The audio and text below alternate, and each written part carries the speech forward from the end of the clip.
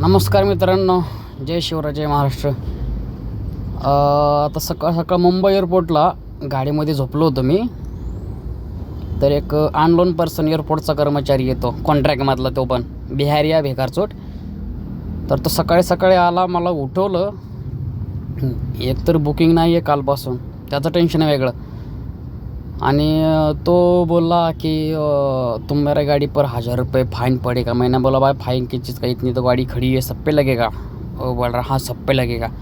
फिर बोल रहा है, मग नंतर न बोलतो चहा पाणीला पैसे दे थोडे. मग नाही टाकलं तुझ्या गाडीला फाईन. मग चहा पाणी म्हणलं की एक तर माझं राग हालते. असला राग आला मला, डायरेक्ट गाडीतनं खाली उतरलो. त्याची आई बहीण गेली डायरेक्ट मी उतरून. त्याला म्हणलं कसले चहा पाणीला पैसे पाहिजेत तुला.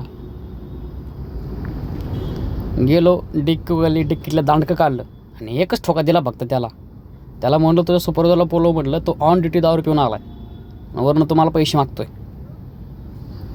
जगायला म्हटलं बाहेरनं नीट जग.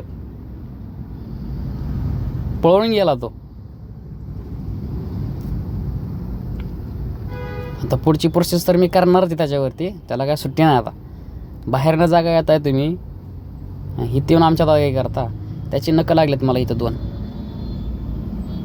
बिहेरी. सुट्टी नाही भैया. मराठी माणसाच्या नादी लागलं तर दाखवतो इसका.